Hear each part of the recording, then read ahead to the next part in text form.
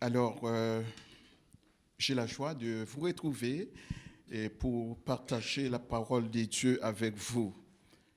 C'est vrai, si c'est quelque chose moi-même dans la vie, je devais choisir, non, pas ça. Mais Dieu fait grâce à qui il veut. Et comme Amos a dit, Amos était un berger qui gardait des moutons. Et puis Dieu l'a appelé pour paître son troupeau, pour paître son peuple, pour écrire des oracles de Dieu. Dieu fait les choses comme il veut, à sa manière. Il n'a de leçon à recevoir de quiconque. Il est souverain, il est tout-puissant.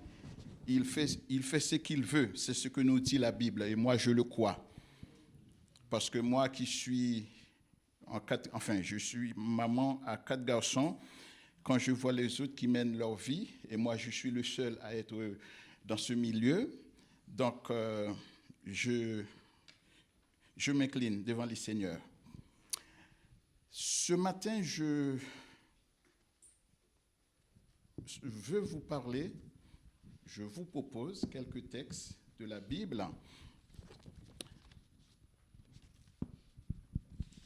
Bien des jours, je suis en train de réfléchir avec la situation du monde, dans nos familles, un peu de bien des choses qui se passent. Je pense que chacun de nous, parents que nous sommes, nous mettons à réfléchir très souvent et de voir l'état de notre société. Je pense que c'est normal. Mais je fais un petit coup d'œil dans l'Église pour nos croyants aussi, pour voir la situation. Alors, avant de lire la première lecture que se fera en Jean 1er, mais ce que j'ai tellement de sujets, mais je vais les lancer, mais je vais en choisir un. La première chose, je me dis, mais que faire quand notre foi est troublée? Je parle ici, nous, des enfants de Dieu, des croyants, que faire quand notre foi est troublée? En deuxième lieu, je dis aussi, que faire quand le doute nous envahit? Et je dis aussi, et que faire quand la maladie nous frappe? Quand le chômage, par exemple. Et puis aussi pour nos parents, quand nous qui avons des enfants chez nous, et puis tout à coup, nous avons un enfant qui fait la tristesse de maman, papa. Ça arrive, hein? Que faire? Mais je vais me contenter de rester avec ce petit sujet, qui n'est pas un petit sujet. Que faire quand le doute nous envahit? Ce petit sujet, nous allons essayer de parler dessus. Avant de lire le texte qui va être considéré comme la colonne vertébrale de notre exhortation de ce matin, je demande à mon frère Jonas de nous afficher Jean chapitre 1er. Nous allons sélectionner quelques textes là-dedans avant de voir Matthieu 11. Et dès qui vais-je vous parler, il y a plusieurs personnages qui rentreront en scène, mais je sélectionne la personne de Jean-Baptiste.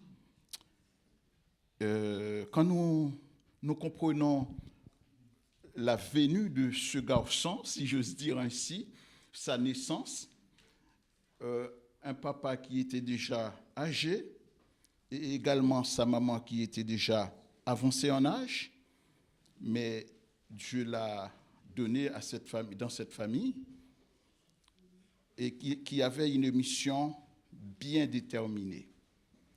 Alors, Jean, je fais juste, est-ce qu'il y a quelqu'un qui sait qui était Jean? Alors, nous l'appelons Jean-Baptiste, c'est par sa fonction après, mais bien avant Jean-Baptiste, son nom, quand nous lisons un peu partout en Matthieu, en Luc, son nom c'est Jean. Son père était Zacharie, Sa maman était Élisabeth. On est d'accord avec moi, hein? Les ados qui apprennent à l'école du dimanche. Je pense que les enseignants font bien leur travail là-bas. Voilà. Alors que ce Jean-Baptiste qui arrive au verset 19 de Jean, n'oubliez pas notre sujet, que faire quand le doute nous envahit. Voilà ce Jean, je vais illustrer ça comme ça.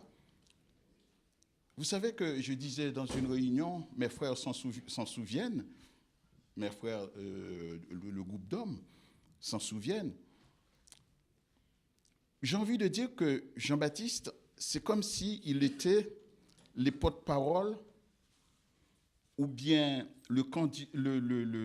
les directeurs de campagne d'un candidat. Vous savez ce que c'est, nous sommes en France. Nous savons, quand il y a une élection, il y a un candidat qui se présente, et puis il a toute une équipe qui organise son programme. D'ailleurs, il y a un directeur, et c'est ce directeur-là qui mène la danse, si vous me passez l'expression. Et forcément, les directeurs de campagne et les candidats, ils sont tout le temps au téléphone. C'est normal pour savoir où tu as été bon dans ton discours, où tu n'as pas été bon. C'est comme ça. Je prends cet exemple pour pouvoir me faire comprendre. Alors, lisons Jean 1er. Je lis plutôt. Jean 1er. Verset 19, c'est quelques textes que je sélectionne pour vous montrer le doute, qu'est-ce que ça peut faire dans la vie d'un être. Et entre-temps, en passant, je vous rappelle, vous vous en souvenez, dans le jardin d'Éden, la catastrophe qui a lieu à cause du doute. Vous vous en souvenez ou vous voulez que je vous en rappelle? On s'en souvient tous, le doute, la catastrophe que ça a entraîné dans les jardins d'Éden, et d'où le péché qui nous frappe tous.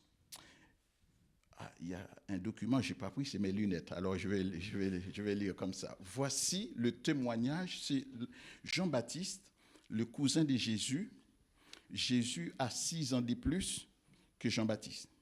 Et c'est Jean-Baptiste qui rend témoignage, qui parle de son cousin Jésus. Voici le témoignage de Jean. Lorsque les Juifs envoyèrent de Jérusalem des sacrificateurs et des Lévites pour lui demander, « Toi, Jean, alors, ça c'est moi qui parle, toi, qui es-tu? Dis-nous, qui es-tu? » Il déclara et le nia. C'est bien ça?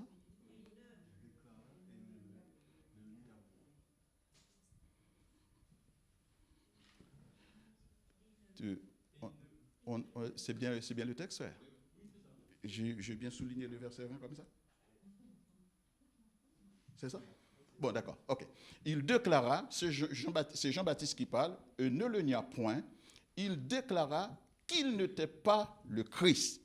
Appuyé sur le mot Christ ici, appuyé sur le mot Christ, et ils lui demandèrent, les envoyés, « Qui donc es-tu? Qui donc? Es-tu Élie? » Et il dit, « Je ne le suis point. » « Es-tu le prophète? » Et il répondit, « Non. » Ils lui dirent, « Alors, qui es-tu? » Afin que nous donnions une réponse à ceux qui nous ont envoyés. Alors, je vais prendre le verset 29, pour faire court, pour gagner du temps, parce que j'ai des choses à dire. Et ce même Jean, dans le même chapitre, nous avons le texte, qui va dire à ses envoyés, et celui qui va venir après lui, voilà, il n'est même pas digne de faire la courroie de ses chaussures. C'est un témoignage, c'est Jean qui parle, et Jean était en train de rendre un témoignage vis-à-vis de Jésus. Et dans ce même chapitre, dans le verset 29, Jean va dire à ses disciples, un texte qui est commun de nous tous, un texte qui nous est familier, très souvent nous le répétons ici. Jean va dire que voici l'agneau des dieux qui ôte le péché du monde. J'aimerais ouvrir une petite parenthèse ici dans ce texte. Jean, son père était sacrificateur. Jean, voyait habituellement comment ça se passe dans le temple, les sacrifices. Il y avait toujours un bouc, et quand quelqu'un a péché, et quand Jean dit, c'est une parole profonde qui a des racines, cette parole a des racines profondes.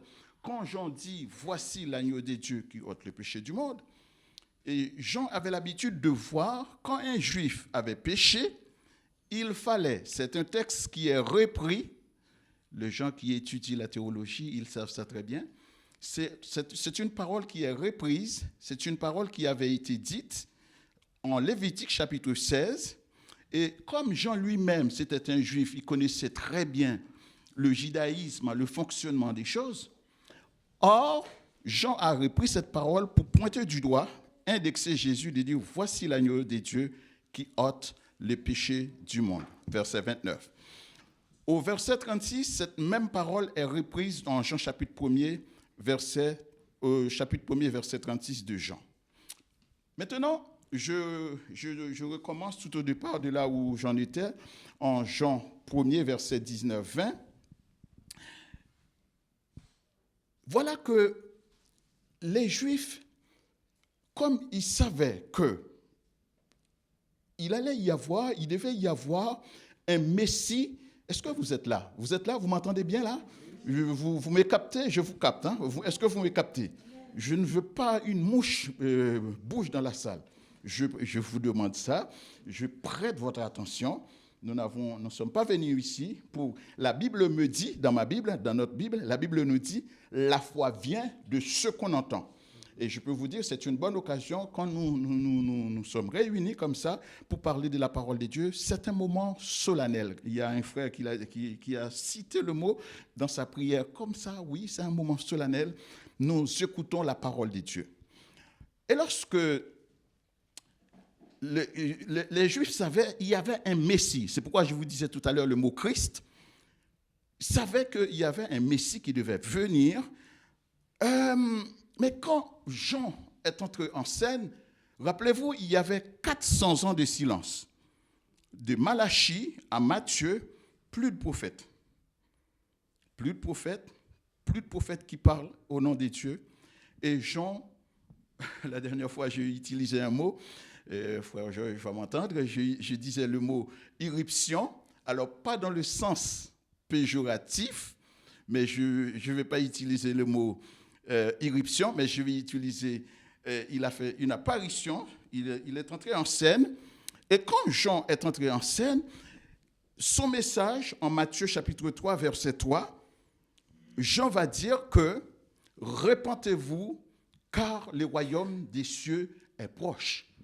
Mais il y a une foule de gens qui arrivaient dans tous les sens pour venir, pour se faire baptiser, confessant leurs péchés. Alors, Jean avait une popularité, si j'ose parler comme ça, et du coup, ça inquiète le Sanhédrin, les pharisiens à Jérusalem. De là, ils se disent, bon, celui-là, il faut qu'on sache qui il est vraiment.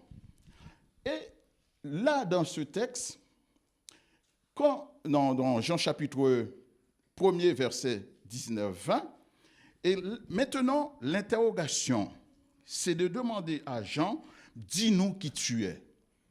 Est-ce que c'est toi le prophète, avant le prophète? Dis-nous, expliquez-nous. Est-ce que c'est toi le Messie? Est-ce que c'est toi le Christ? Je vous rappelle, pour nos jeunes, des anciens comme moi, le mot Messie dans la Bible signifie celui qui reçoit, c'est un oint. C'est quelqu'un qui est oint, qui reçoit un mandat. Et tout ce que je vous dis là, si nous lisons plusieurs passages bibliques, Isaïe, un peu partout, Jésus-Christ est loin des dieux, pas loin, L-O-I-N, l'apostrophe O-I-N-T, celui qui est loin pour une mission, c'est un libérateur qui vient dans le sens que pour relever des défis. Et Jean n'a pas dérobé, Jean n'a pas usurpé pour dire que voilà qu'il est le Christ, il est le Messie. La seule chose, Jean se contenta de dire que, en Ésaïe, comme cette prophétie avait été prévue et dite à sa personne, il répondait, il est la voix de celui qui crie dans le désert, aplanissant le chemin du Seigneur. Alors, il y a d'autres interrogations. Est-ce que tu es le prophète? Les Juifs savaient qu'il y avait un Messie qui devait venir. Mais Jean, seulement, il a donné comme réponse, non, je ne le suis pas. Simplement, je suis la voix de celui qui crie dans le désert, aplanissant le chemin du Seigneur. C'est pour vous dire que voilà quelqu'un qui avait un témoignage solide, un témoignage fort. Et qu'est-ce qui va se passer avec ce Jean? C'est pour dire qu'aujourd'hui, comme notre sujet, c'est que faire quand le doute nous envahit. Que faire quand la maladie frappe à nos portes? Que faire quand, par exemple, père de famille que je suis, vous comprenez, je ne suis pas en train d'indexer personne parce que je ne connais vraiment pas la vie de frères et sœurs ici, mais je vais prendre l'exemple. Quand père de famille que je suis au chômage longue durée, alors qu'en tant que père de famille, voyez-vous, on a des responsabilités, on doit faire face. Que faire? Voilà ce monsieur, ce Jean, qui était un témoin de Jésus, qui était dans une situation, et la situation maintenant, on va voir ça en Matthieu chapitre 11. Frère, comme je n'ai pas mes lunettes, merci. En Matthieu chapitre 11, nous allons voir que Jean se trouva en prison. Mais on va chercher à comprendre pourquoi. Voici le témoin. Matthieu 11. C'est bon? Merci. Voilà, au chapitre 11, à partir du verset 2 jusqu'au verset, je ne me rappelle plus, c'est noté devant moi, hein, jusqu'au verset 6, voilà que Jean, se trouvant dans cette prison, le texte nous dit, Jean ayant entendu parler dans sa prison des œuvres du Christ, toujours du Christ, le Messie, loin des dieux, celui qui devait venir. Ayant entendu parler dans sa prison des œuvres du Christ, lui fit dire par ses disciples, « Es-tu celui qui devait venir ?» Écoutez bien, frères et sœurs, écoutez bien. Voilà Jean, là je parle de Jean-Baptiste, le témoin de Jésus-Christ, ce Jean qui a vécu avec lui, qui a rendu témoignage de Jésus-Christ. Et là, voilà un doute dans sa vie. Verset 3, « Es-tu celui qui devait venir ou devons-nous en attendre un autre ?» Il n'y a pas de quoi de se poser la question ici? Moi, je pense oui. Comment peut-on comprendre cela? Un croyant, un disciple, un directeur de campagne, un porte-parole, voilà qui arrive à un moment tel, voilà, il se pose des questions. Mais ça, il y a un arrière-plan de cette question. Comme les Juifs attendaient un Messie, et Jésus lui-même, Jean lui-même, savait que Jésus-Christ était le Messie. Et voilà que dans sa foi, Et Jean s'interrogea en voyant ses disciples pour aller demander à Jésus, faut-il en attendre un autre? Est-ce que c'est bien lui? Est-ce que c'est bien lui? Alors, moi, aujourd'hui, je me dis, pour nous, chrétiens, il y a des situations, comme tout à l'heure, je disais au préambule, nos parents, quand on est face à des situations, soit, moi j'ai vu pendant cette année 2023, je vois trois familles proches qui ont perdu. Il y a une qui a perdu un garçon de 9 ans. Le 20 décembre dernier, j'ai assisté à un enterrement. Un père de 60 ans qui a enterré son fils aîné de 30 ans, sans malade. Je vous dis ça en passant. Le garçon, il est mort un vendredi. Les parents sont là, ils ne savent pas. Ils sont au courant dimanche. Voyez-vous? Et ce sont des frères dans la foi. Ce sont des frères dans la foi. Donc, quand ces genres de situations frappent à nos portes, nous nous interrogeons, nous sommes déstabilisés, nous nous disons, mais est-ce qu'il y a un Dieu comme certains le disent? Et je vous conseille en vérité, il y a bien des choses sur Internet, YouTube, vous mieux ne pas les regarder, parce que ces choses-là peuvent mettre votre foi en doute. Parce que moi, je vois des choses, je ne dis pas que je suis profond, non, je sais pas. Mais ces choses-là, même si je les regarde, j'ai envie de dire, je sais en qui j'ai cru, je ne vais pas me laisser détourner. Mais il y a des gens qui ne sont pas très enracinés, qui sont capables de se laisser aller facilement. Voilà que Jean envoie ses disciples auprès de Jésus pour un compte-rendu. Dis-moi, est-ce que c'est toi le Messie? Faudrait-il qu'on en attende un autre, ou bien c'est toi, et de qui moi Jean, j'ai rendu témoignage de toi. Moi Jean, j'ai pointé du doigt, je dis plusieurs fois, oui, voici l'agneau de Dieu. Connaissant ce qui s'est passé dans le temple de Jérusalem, il y a eu des sacrifices. Donc, à un moment donné, on ne va plus avoir besoin d'un bout. Jésus-Christ, il va être le seul sacrifice, le seul sacrifié pour l'humanité. Alors voilà ce prophète, Jean, sa foi a pris un coup. Alors maintenant, peut-être vous allez me demander, c'est logique si vous me posez la question, mais pourquoi Jean était-il emprisonné? C'est une question logique, fondamentale, parce que si vous ne posez pas la question, vous allez vous dire, mais est-ce qu'il avait fraudé? Est-ce qu'il n'avait pas déclaré ses impôts comme il faut? Voyez-vous, bon, voilà, ça fait sourire. Non, j'ai envie de vous dire qu'il y a un frère, juste avant les grandes vacances, un mardi soir, qui a présidé à une réunion ici, qui dit, il va peut-être s'en souvenir, mais je ne vais pas citer son nom. Il avait dit que quand on est chrétien, la souffrance est notre lot. Et c'est vrai. Et d'ailleurs, Jésus, si nous lisons en Matthieu chapitre 10, chapitre 10 ou bien chapitre 14, Jésus nous dit que le serviteur n'est pas plus grand que son maître. Et voyez-vous, Jésus, qu'est-ce qu'il n'a pas connu? Qu'est-ce qu'on n'avait pas dit de lui? Au point même, on lui a traité Belzébul. Vous savez ce que ça veut dire? Le diable. Donc, qu'est-ce qu'on n'avait pas dit de lui?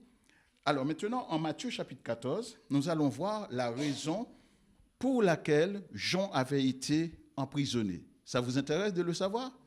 Ah bien, mais notre frère va nous afficher ça. Merci mon frère. Maintenant, le texte de chapitre 14 nous dit que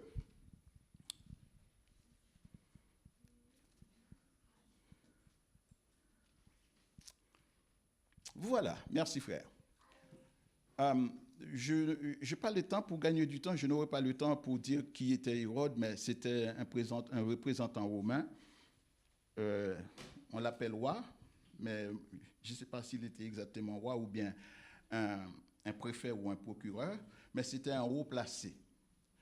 La Bible nous dit, je lis, car Hérode, qui avait fait arrêter Jean, l'avait lié et mis en prison à cause d'Hérodiade, femme de Philippe, son frère. Parce que Jean lui disait il n'était pas permis de l'avoir pour femme. Je me fais comprendre, tout le monde m'entend là? Voilà. Vous savez que ce soit moi je parle de moi-même là, dans ma famille, je sais souvent, depuis tout petit, j'ai un frère aîné qui m'a toujours traité avocat. J'avais l'âge de 14-15 ans et je ne savais même pas trop encore qu'est-ce que c'était. J'ai été toujours taxé d'être avocat. Pourquoi? Parce que j'aimais toujours prendre la défense des autres. Je ne supporte pas ça. Ne me fais pas ça et ne fais pas ça aux autres. Avec moi, ça ne passe pas. Bon, bref.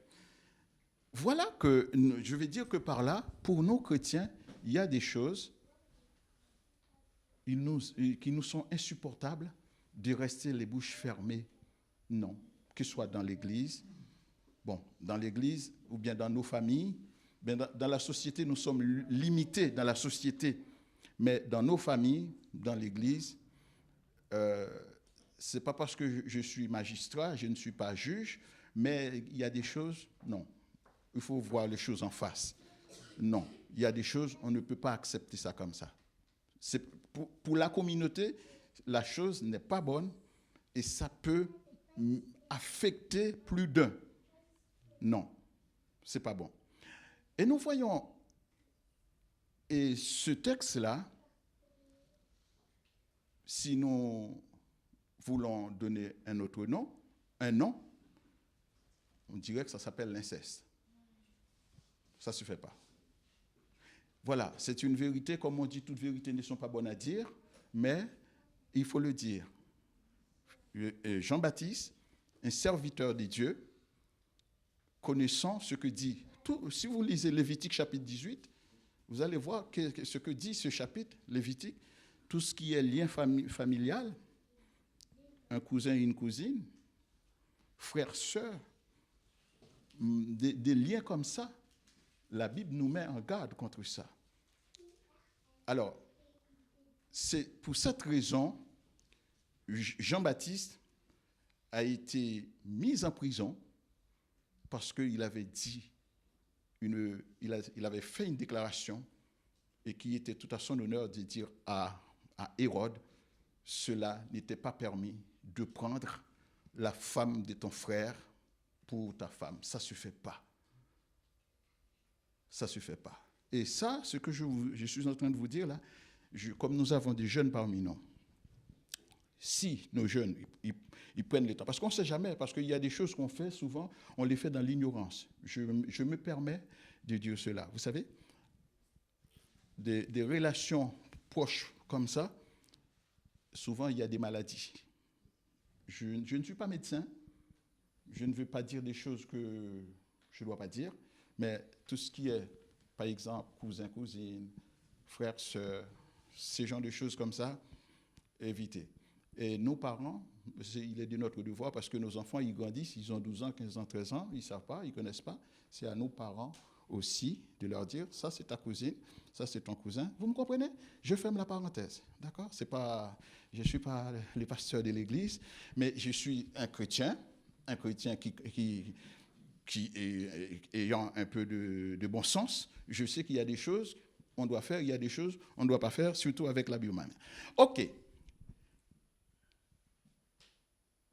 Dans Lévitique chapitre 18, verset 16, qui reconfirme les mêmes propos. Maintenant, la question, je reviens en Matthieu chapitre 11, c'est la question que Jean avait envoyé ses disciples demandant à Jésus, est-ce qu'on doit en attendre un autre ou bien est-ce que, dis-nous ouvertement, est-ce que tu es le Christ? Mais Jésus, comme un vrai pédagogue, Jean connaissait aussi ce que Jésus va lui envoyer dire. Regardez, en Matthieu chapitre 11, tu vas nous afficher, s'il faut, merci beaucoup. Au verset 4. Voilà, Jésus rentre en scène après avoir écouté la déclaration, la demande qui lui avait été faite de savoir est-ce qu'il est réellement le Messie ou pas. ou bien est-ce qu'on doit en attendre un autre? Vous savez, ce que je vais vous dire là, il n'est pas étrange pour vous. Ce que j'aimerais vous rappeler, imaginez-vous Jean-Baptiste, qui connaissait Jésus, qui était son porte-parole, si j'ose dire ainsi, arrive à un moment comme ça, et nous voyons, c'est ce qui se passe. Jésus va dire qu'en Jean chapitre 11, Jean chapitre 1er, verset 12, il est venu chez les siens ne l'ont pas accepté, ne l'ont pas reconnu.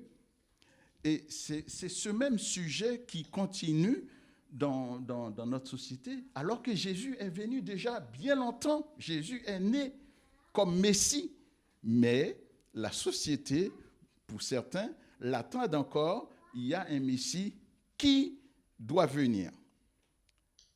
Alors maintenant, Jésus rentre en scène, répond à Jean-Baptiste. Jésus leur répondit aux envoyés, allez rapporter à Jean ce que vous entendez et ce que vous voyez. Et ça, cette parole, c'est une parole vétéotestamentaire, c'est une parole de l'Ancien Testament qui avait été annoncée en Ésaïe chapitre 61 ou bien en Ésaïe 35, là où ces prophéties ont été faites, disant que voilà, l'Esprit du Seigneur, c'est la parole qui est reprise en Ésaïe 61, l'Esprit du Seigneur est sur moi parce qu'il m'a oint. Comme je vous disais tout à l'heure, le mot Messie ou le mot Christ, ils ont la même racine, d'après ce que je comprends, et la signification, c'est celui qui est oint, c'est un libérateur. Jésus répondit, allez rapporter à Jean ce que vous entendez et ce que vous voyez. Et Jean lui-même connaissait ces paroles. Et alors, c'est quoi qui se passe? C'est quoi vous voyez? Et c'est quoi vous entendez? Voilà, maintenant, verset 5. Les aveugles voient. Alors, les aveugles voient. Nous connaissons un peu partout quand Jésus, dans son ministère, Jésus, c'était, j'ai envie de dire, Jésus, c'était l'homme du peuple qui parcourait des lieux en lieu, prêchant, annonçant la bonne nouvelle, guérissant les malades et relevait aussi ceux qui étaient par terre. Le texte nous dit,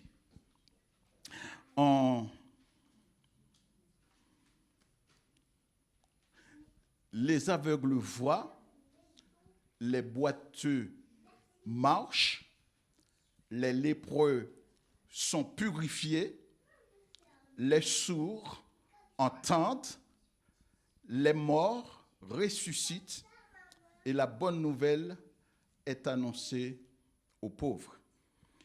Nous allons peut-être faire quelques exercices dans les évangiles pour voir que des choses que Jésus avait opérées dans la vie de certains. Déjà, si nous prenons Marc chapitre 7, verset 32, pour gagner du temps, je ne sais pas si j'aurai le temps de lire tout ça, mais si tu peux me l'afficher, frère, s'il te plaît. Matthieu chapitre 7, verset 32-37, on va simplement survoler pour voir la réponse de Jésus. Ce n'était pas seulement abstrait, mais c'était concret. Des gens qui étaient malades, comment Jésus les a guéris. C'est bon?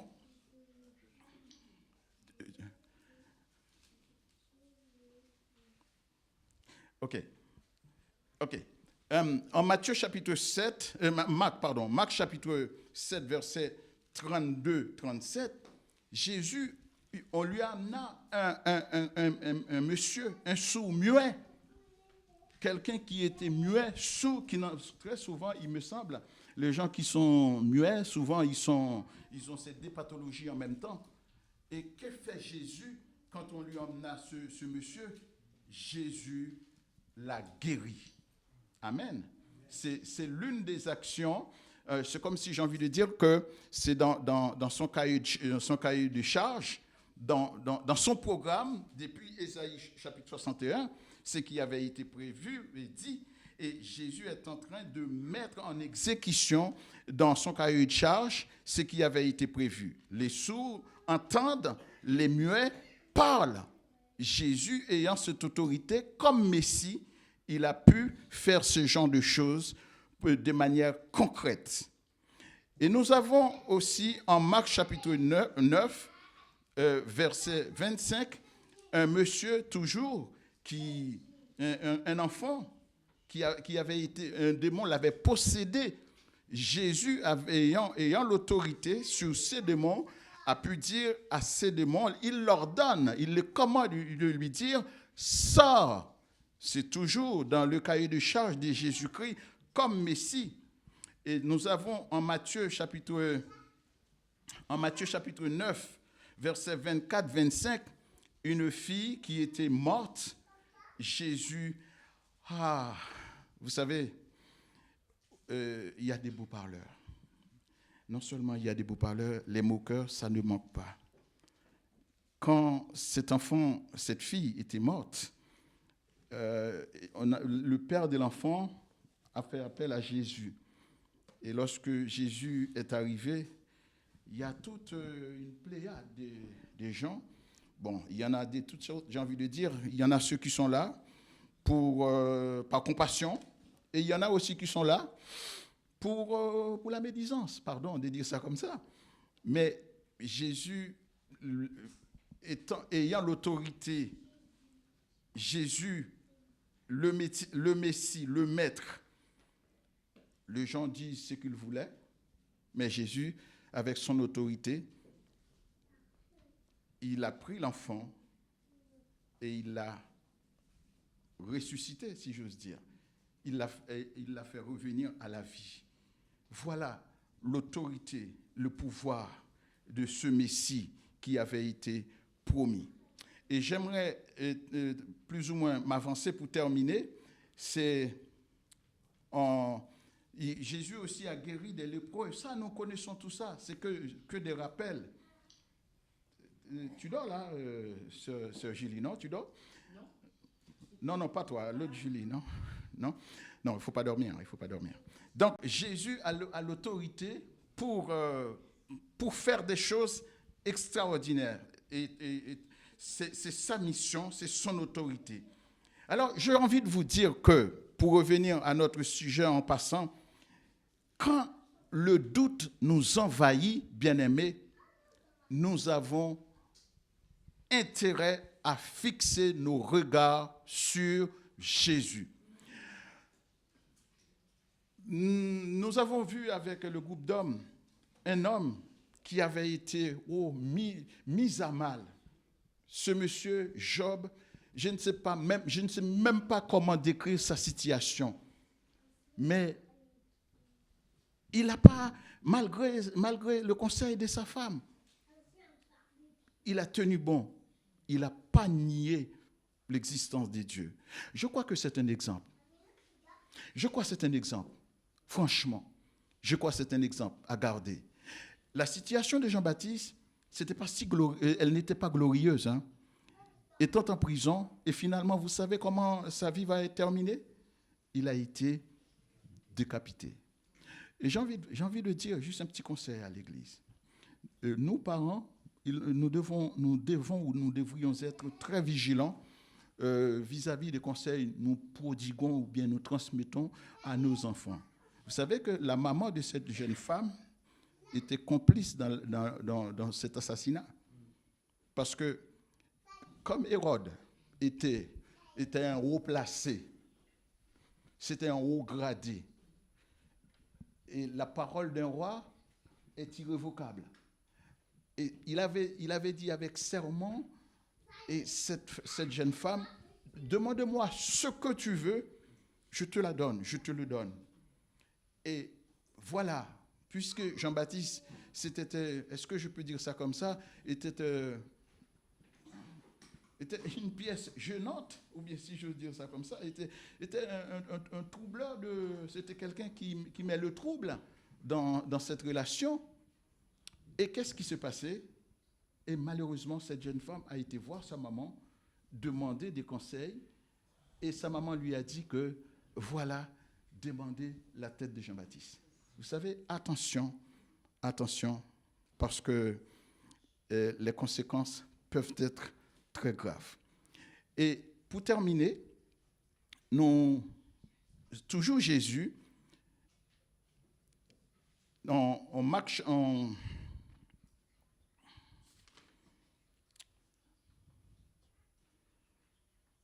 Luc, chapitre 17, verset 14-20,